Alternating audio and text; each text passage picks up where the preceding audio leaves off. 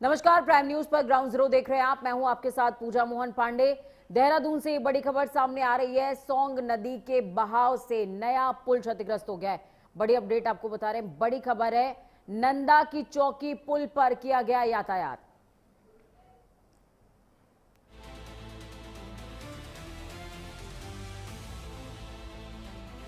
नए पुल की गुणवत्ता पर सवाल उठे हैं और जांच जारी है।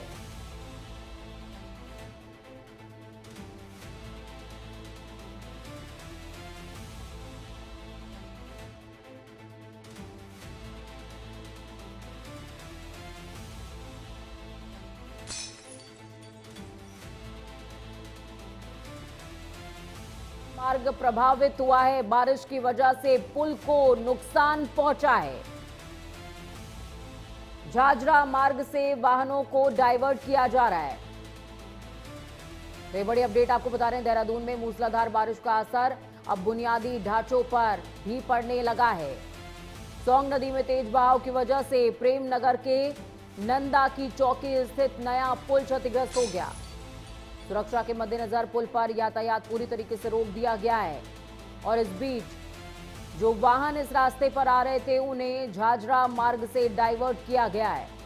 इस घटना की वजह से देहरादून विकासनगर मार्ग पर आवागमन बहुत ज्यादा प्रभावित हुआ और पुल के क्षतिग्रस्त होने के बाद निर्माण कार्य की गुणवत्ता पर भी अब सवाल उठ रहे हैं। दोहरा मामला है।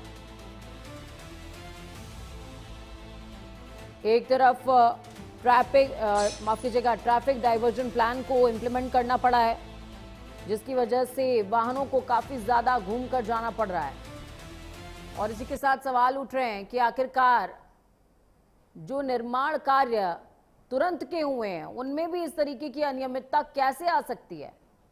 तस्वीरें देखिए, सोंग नदी की ये तस्वीरें हैं जहां पर पुल में गड्ढा हो गया है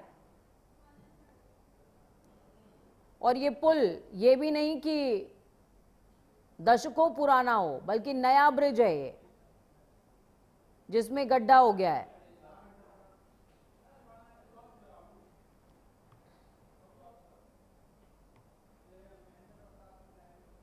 इस खबर पर ज्यादा जानकारी के लिए महेंद्र प्रताप सिंह ग्राउंड जीरो से जुड़ गए हमारे साथ में। महेंद्र, मैं आपसे समझना चाहूंगी, देखिए हम सभी जानते हैं कि ये जो निर्माण कार्य है ये एकदम नया था और ये पूरी तरीके से ब्रिज क्षतिग्रस्त हो गया है। अब इसके बाद आला अधिकारियों का क्या कहना है और दूसरी तरफ ट्रैफिक डाइवर्जन प्लान्स को किस तरीके से एग्जीक्यूट किया जा रहा है? 16 करोड़ की लागत से नया पुल बनाया गया था और ये पहली बारिश थी जिसको ये झेल नहीं पाई।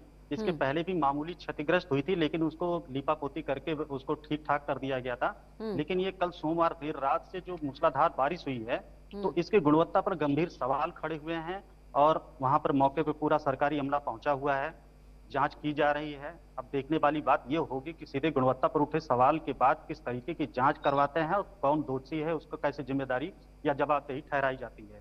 महेंद्र, जवाबदारी की तो एक तरीके से बात होनी चाहिए, क्योंकि देखिए ये पुल बताया जा रहा है कि बहुत ज्यादा पुराना नहीं था। कब इसका निर्माण हुआ था महेंद्र, और क्या जो इंजीनियर्स जिसमें इन्वॉल्व थे कंस्ट्रक्शन में उनसे भी बातचीत की जा रही है क्या? जी बिल्कुल, उनसे रिपोर्ट तलब की गई है। डीएम आशीष चौहान लगातार उसका फीडबैक ले रहे हैं कि आखिर इतनी जल्दी जो नया पुल था उतना आवागमन भी नहीं हुआ तो पहली बारिश में कैसे क्षतिग्रस्त हो गया है। डीपीआर सहित सारे गुणवत्ता मानक उसको जांच किए जा रहे हैं। थर्ड एजेंसी से इसकी जांच भी करवाई जा रही है कि आखिर खुल करके मामला है कि आखिर ये गुणवत्ता क्यों प्रभावित हो पाई। और जैसा कि है कि पीडब्ल्यूडी विभाग जो जिसने तैयार किया था पुल, जाहिर सी बात है उनको इससे अलग रख करके जांच करवाना चाह रहे हैं।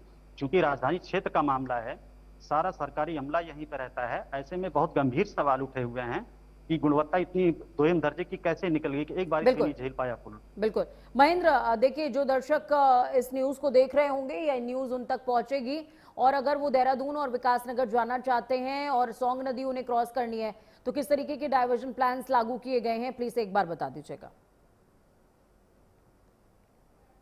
पुल बंद ही है, डायवर्जन लागू कर दिया गया है। अलग रास्तों से वहां पे उनको निकाला जा रहा है। फिलहाल के लिए दोनों ओर बैरिकेड कर दिया गया है कि जिससे वहां पर कोई आवागमन ना हो पाए, क्योंकि इतना जर्जर पुल हो चुका है कि जितना गड्ढा दिख रहा है उसके आगे कहीं ना कोई दुर्घटना हो, इसलिए वहां से डाइवर्जन किया गया है। दूसरी चीज यह है कि मसूरी मार्ग भी बाधित है। हालांकि वहां से मलबा हटाने के बाद थोड़ा बहुत आवाजाही हो रही है, लेकिन बराबर निगरानी बनी हुई है कि कहीं अगर कोई दुर्घटना होती है तो समय रहते डायवर्जन फिर से किया जाए और रोका जाए आवागमन। चलिए, बहुत शुक्रिया महेंद्र, हमारे साथ जुड़ने के लिए, अहम जानकारी ग्राउंड जीरो से साझा करने के लिए।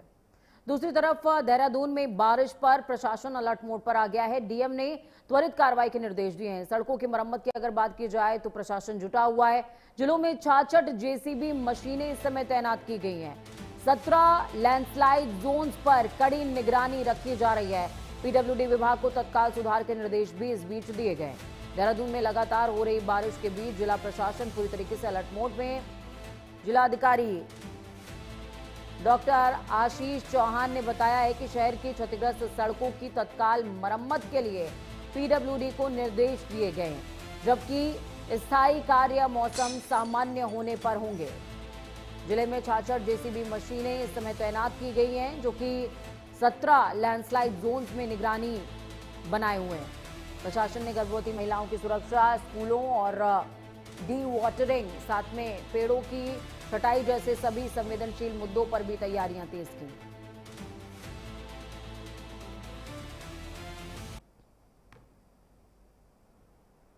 तो ये बड़ी अपडेट आपको बता रहे हैं, बड़ी खबर। तस्वीरें आप देख सकते हैं, सड़कों का हाल बुरा हो चुका है। लेकिन इस बीच आपको ये समझना पड़ेगा कि बारिश के मौसम में पहाड़ बहुत ज़्यादा संवेदनशील हो जाते हैं, और खासकर उत्तराखंड के पहाड़ की बात की जाए तो ये कुछ ज़्यादा ही संवेदनशील है, क्योंकि कच्चे पहाड़ बोले जाते हैं। मिला जुला पहाड़ी क्षेत्र है उत्तराखंड। हिमाचल के आप पहाड़ देखेंगे तो हिमाचल के जो पहाड़ हैं वहां पर आपको बहुत कम लैंडस्लाइड नजर आएगा। वहां पर नदियों का प्रकोप ज्यादा देखने को मिलता है, जबकि उत्तराखंड के अंदर लैंडस्लाइड ज्यादा होते हैं। उसका रीजन है पहाड़ों का कच्चा होना, और पहाड़ कच्चा होने की वजह से कंस्ट्रक्शन में भी काफी ज्यादा परेशानियां आती हैं। अभी आपने मेरे संज्ञान में लाया है, उसके बाद में एसडीएम ऋषिकेश से संबंध में बात की गई है। तो एसडीएम ऋषिकेश के द्वारा इस पे जो इन्फॉर्मेशन दी गई है, उसमें उनके द्वारा नियमानुसार इसे जो मैटर को जो हैंडल किया जाना है, उसको या मैटर को नियमानुसार जो आवश्यक कार्रवाई की जानी है वो की जा रही है। जो प्रकरण अभी आपने मेरे संज्ञान। तो वहीं दूसरी तरफ मसूरी में बारिश ने तबाही मचा दी है। लैंडस्लाइड की वजह से रेस्टोरेंट पूरी तरीके से ध्वस्त हो गया। समय रहते बाहर निकाले गए लोग, जिसकी वजह से जनहानि नहीं हुई है। ये बड़ी खबर आपको बता रहे हैं। पानी वाले बैंड पर भारी मलबा गिरा है। एनएच 707A पर लैंडस्लाइड से ट्रैफिक भी ठप पड़ गया। पीडब्ल्यूडी ने मलबा हटाने का काम हालांकि शुरू कर दिया है। पहाड़ों की रानी मसूरी में मूसलाधार बारिश ने एक बार फिर से तबाही का मंजर दिखाया है। मसूरी देहरादून मार्ग पर पानी वाले बैंड के पास भारी लैंडस्लाइड से सड़क किनारे बना एक रेस्टोरेंट पूरी तरीके से ध्वस्त हो गया। गनीमत ये रही कि सभी लोग समय रहते बाहर निकाल लिए गए और बड़ा हादसा टल गया है। मसूरी कैंपटी रोड पर गश्ती बैंड के पास भी भारी लैंडस्लाइड के चलते राष्ट्रीय राजमार्ग 707A बंद किया गया है। लगातार हो रही बारिश की वजह से जनजीवन प्रभावित है। प्रशासन राहत और बचाव कार्य में जुटा हुआ, और इस बीच मार्ग की बहाली का काम भी किया जा रहा है।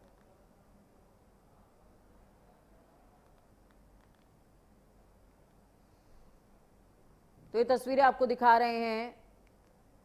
अगर आपको ये लग रहा है कि सारी तस्वीरें लगभग एक जैसी हैं, तो मैंने जो बात बोली थी वो मैं दोबारा दोहरा रही हूँ। उत्तराखंड के पहाड़ों की तासीर कच्ची है, और इस वजह से पूरे उत्तराखंड में बारिश का मौसम बहुत ज़्यादा प्रभावकारी होता है। पानी वाले बैंड पर भारी मलबा गिरा है। हालांकि इस क्षेत्र में बोल्डर नहीं गिरा है, क्योंकि बोल्डर अगर गिरता है तो उसको हटाने का, या यूं कहें कि उसको क्लियर करने का जो तरीका है वो बहुत अलग होता है। क्रशिंग मशीन्स को लाना पड़ता है। चंपावत से ये खबर सामने आ रही है, जहां पर जनता मिलन कार्यक्रम में जिलाधिकारी ने 96 लोगों की शिकायतें सुनी हैं। ज्यादातर शिकायतों का मौके पर ही निस्तारण कर दिया गया। और इस बीच अगर आपको बताएं तो 12 लाभार्थियों को जो आयुष्मान कार्ड मिले हैं, उसमें अगर किसी तरह की कोई समस्या है तो उसका भी समाधान किया गया है। अधिकारियों को त्वरित कार्रवाई के निर्देश भी इस बीच दिए गए हैं। चंपावत में मुख्यमंत्री पुष्कर सिंह धामी के सुशासन अभियान के तहत आयोजित जनता मिलन कार्यक्रम में जिलाधिकारी मनीष कुमार ने 96 शिकायतकर्ताओं की परेशानियां सुनी, जिसमें सड़क, पेयजल, राशन कार्ड, किसान सम्मान निधि और भूमि विवाद जैसे कई मामले हैं। इन शिकायतों का मौके पर ही निस्तारण किया गया है। तो वहीं 12 पात्र लाभार्थियों के आयुष्मान कार्ड तत्काल बनाकर उन्हें स्वास्थ्य सुरक्षा योजना से जोड़ा गया है। जिलाधिकारी ने सभी विभागों को हर शिकायत का समयबद्ध और गुणवत्तापूर्ण समाधान सुनिश्चित करने के निर्देश दिए हैं।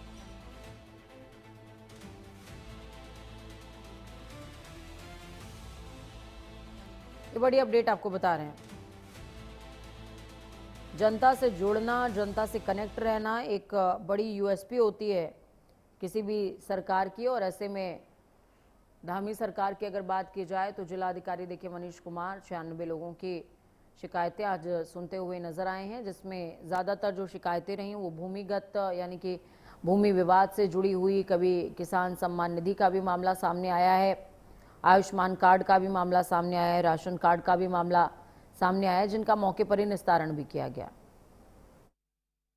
जनता मिलन का कार्यक्रम रखा गया था, जिसमें हमारे सभी क्षेत्रों से हमारे सम्मानित नागरिक यहाँ पर उपस्थित हुए। उनकी अपेक्षाएं, जिसमें प्रधानमंत्री आवास में नाम लिस्टिंग, पानी की व्यवस्था, इसके अलावा पुल पुलियाओं का निर्माण, जो घर है अगर आपदा से कहीं पर क्षति हुई है उसके संबंध में, साथ ही मेडिकल चिकित्सा बिल की प्रतिपूर्ति, इस तरह के कई सारे जो आम जनहित से मुद्दे जुड़े हुए हैं वो सारी चीज़ें यहाँ पर आई थी। सभी संबंधित विभागों को दिशा निर्देश दिए गए कि जितने भी हमारे पास पत्र आए हैं उन सभी पर कार्रवाई करें, और साथ ही जो विगत जो समय के जो पत्र हैं उन सभी का पर्यवेक्षण भी किया गया। इसके साथ साथ माननीय मुख्यमंत्री सीएम हेल्पलाइन और माननीय मुख्यमंत्री घोषणाएं, इन सब पर भी चर्चा की गई, और ई ऑफिस का संचालन पर भी सभी विभागों से समीक्षा और उसकी प्रगति का अवलोकन किया गया। तो वहीं दूसरी तरफ बड़ी अपडेट आपको बता दें, चंपावत से शिक्षा के क्षेत्र में एक बड़ी और सकारात्मक खबर सामने आई है।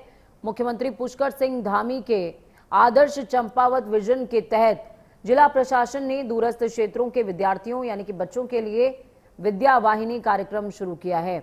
अब बच्चों को कई किलोमीटर पैदल चलकर स्कूल नहीं जाना पड़ेगा। अलग अलग रूटों पर बसेस और अन्य वाहन सेवाओं का शुभारंभ किया गया, जिससे छात्र छात्राओं को सुरक्षित और समयबद्ध परिवहन सुविधा मिल सकेगी। प्रशासन का यह भी कहना है कि इस पहल से स्कूलों में बच्चों की जो उपस्थिति है वो इंक्रीज होगी। आपको बता दें, पहाड़ में कई सारे बच्चे इसलिए ड्रॉप आउट हो जाते हैं क्योंकि बेहतर संसाधनों की व्यवस्था नहीं होती है। माननीय मुख्यमंत्री जी पुष्कर सिंह धामी जी का आभारी बहुत बहुत उनका धन्यवाद करते हैं हम अपने दिल से। आने वाले भविष्य के लिए भी, आने वाले आगे तक पीढ़ी के लिए भी, बच्चों के लिए बहुत अच्छा साधन किया उन्होंने। यहाँ से आगे 10 किलोमीटर पैदल रास्ता, जो दुर्गम रास्ता था, बीच में जानवरों के डर से गाड़ गढेरे थे, और जैसे ये बरसात का टाइम होता था वो बच्चों के लिए बहुत ही परेशानी होती है। इस वजह से बहुत बहुत धन्यवाद। और हमारे जिला पंचायत श्री सुंदर सिंह मोहला जी का, उनके लिए बड़े भाई हमारे, बहुत बहुत उनके दिल से धन्यवाद करते हैं। उनने अपनी उससे बहुत आगे को कोशिश करी, ऐसे ही बच्चों के बारे में बहुत ही सोचने के लिए, हमारे गांव के बारे में भी, रास्तों के बारे में, चाहे कुछ भी हो, आगे के लिए उनने बहुत अच्छा करा। सबसे पहले तो मैं धामी जी का धन्यवाद करना चाहूँगा, और समस्त ग्रामवासियों की ओर से मैं उनका दिल से आभार व्यक्त करता हूँ, और ये आशा करता हूँ कि मतलब आगे तक ये लंबी गाड़ियाँ लगती रहेंगी हमारे यहाँ से। जो हमारे बच्चों के लिए मूलभूत सुविधा नहीं थी वो आज हमें सुविधा दे रखी है माननीय धामी जी ने। उनका बहुत समस्त ग्राम पंचायत की ओर से, बुड़म की ओर से मैं उनको धन्यवाद देना चाहूँगा। और सबसे बड़ी चीज़ ये थी कि जो आज हमारे बुड़म से लेकर तलियाबां तक जो गाड़ियाँ नहीं थी, मूल रूप से यहाँ से जो बच्चों को रास्ते में गुलजारों की भय लगा रहता था हमेशा, और उससे निजात दे रखी है उन्होंने हमें। हम माननीय मुख्यमंत्री जी का बहुत बहुत धन्यवाद करना चाहते हैं। उनने हमारे लिए गाड़ी की सुविधा की है, जिससे अब हम टाइम से स्कूल जा पाएंगे और घर आ पाएंगे। Thank you. जो सुदूर हमारे ग्रामीण क्षेत्र है, यहाँ लगातार ये मांग थी कि जिस जगह पर इंटर कॉलेज दूर हैं वहाँ के लिए हमारे ग्रामीण लोगों की मांग थी कि यहाँ पर बच्चों के लिए जो विद्यार्थी हैं इनके लिए स्कूल के लिए वाहन की व्यवस्था की जाए। और लंबे समय तक इनकी डिमांड थी। पूर्व में भी खनन्यास से चीज़ें हो रही थी। अभी भी आज यहाँ पर अमोली में और ये बुडम में यहाँ से इन बच्चों के लिए स्कूल जाने के लिए वाहन की व्यवस्था माननीय मुख्यमंत्री द्वारा की गई है। और इस अवसर पर सभी ग्रामीणों में काफ़ी उत्साह है, हमारे बच्चों में काफ़ी उत्साह है। सबसे पहले मैं आपके न्यूज़ चैनल को बहुत बहुत धन्यवाद दूंगा, क्योंकि आप भी लगातार इन दूरस्थ क्षेत्रों में हमारे जो क्षेत्र की समस्याएं हैं उनको समय समय पर दिखाते रहते हैं। जो आज इसी क्रम पर जो अपने क्षेत्र जिला पंचायत धुरा का ये क्षेत्र है, आप सुबह से लगभग मेरे साथ हैं।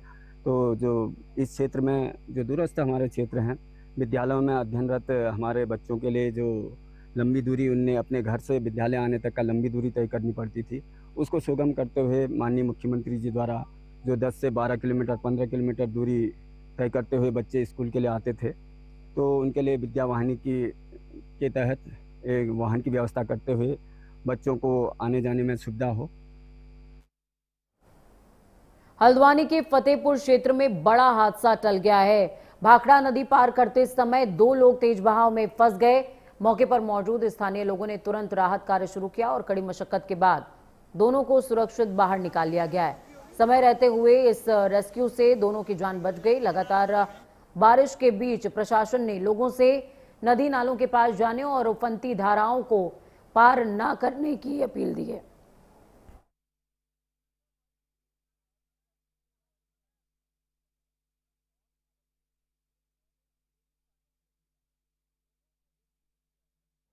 तो देखिए, उफनती धाराओं को पार ना करें, ये प्रशासन की तरफ से अपील की गई है। समय रहते सुरक्षित फिलहाल निकाल लिए गए हैं ये 2 लोग।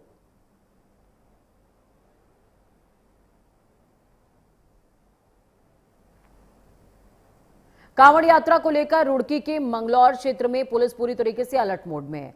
सीओ मंगलौर अभिनव चौधरी ने बताया कि दिल्ली, मेरठ, हरियाणा और राजस्थान से आने वाले कांवड़िए नारसन बॉर्डर के रास्ते हरिद्वार पहुंचेंगे। पुलिस ने डीजे की आवाज और कांवड़ की ऊंचाई निर्धारित मानकों के अनुरूप रखने की अपील की है।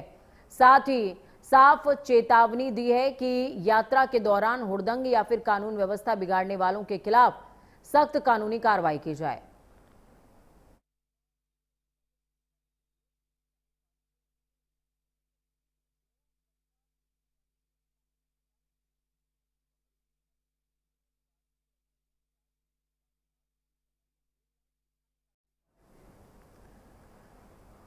तो ये बड़ी अपडेट सामने आ रही है देहरादून से, जहां पर प्रेम नगर में क्षतिग्रस्त पुल को लेकर सियासत तेज हो गई है। भारी बारिश के बीच कांग्रेस कार्यकर्ता पुल पर धरना देकर सरकार के खिलाफ नारेबाजी भी कर रहे हैं। कांग्रेस का आरोप है कि इस साल तक वैकल्पिक मार्ग की व्यवस्था होने के बावजूद जो निर्माण कार्य था वह अधूरा रह गया। आवाजाही कराने के लिए अब वैकल्पिक रास्तों का इस्तेमाल किया जाएगा। तो वहीं पुल के अन्य हिस्सों में दरारें भी पाई गई हैं। मौके पर पुलिस और तहसील प्रशासन मौजूद है। मशीनों की मदद से पुल के नीचे बह चुकी मिट्टी की मरम्मत का काम चल रहा है। लेकिन तस्वीरें देखिए, कितनी बड़ी विडंबना है कि 16 करोड़ का ये पुल बताया जा रहा है और 16 दिन भी नहीं चल पाया। में 16 करोड़ रुपए स्वाहा। 40% की सरकार है, 40% कमीशन की सरकार। हर क्षेत्र में भ्रष्टाचार, आकंठ डूबी हुई है। और आकंठ भ्रष्टाचार में डूबी हुई सरकार ने पिछले 10 सालों में प्रदेश की जनता को धर्म के नाम पर, हिंदू मुसलमान के नाम पर, मजार के नाम पर, मदरसे के नाम पर, मस्जिद के नाम पर मूर्ख बनाने का काम किया। अपने आप पेपर लीक करते रहे, उसमें पैसा खाते रहे। नीट का पेपर लीक हो, यूके SSC का पेपर लीक हो, भर्तियों का घोटाला हो, सारा घोटाला करते रहे। खनन में घोटाला करते रहे, आबकारी में घोटाला करते रहे। और प्रत्यक्षम किम प्रमाणम, 16 दिन में 1 साल बाद ये पुल बना पाए थे। पिछली बरसात में पुल ढहा था, और पिछली बरसात से 1 साल तक लोग वैकल्पिक मार्ग इस्तेमाल करते रहे, लोग परेशान रहे, गड्ढों में चलते रहे, कीचड़ में चलते रहे। 1 साल तक इस सरकार को होश नहीं आया। वैकल्पिक मार्ग जब ढह गया तब उसके बाद अधूरे पुल को इन्होंने शुरू कर दिया। 16 करोड़ रुपया खर्च किया और 16 करोड़ रुपया खर्च करने के बाद जिस प्रकार से आज ये पुल ढहा है, ये सबसे बड़ा उदाहरण है पूरे प्रदेश में फैले हुए भ्रष्टाचार। वक्त यहाँ पर छोटे से ब्रेक का। ब्रेक के उस पार खबरों का सफर लगातार जारी है, बने रहिए प्राइम न्यूज के साथ।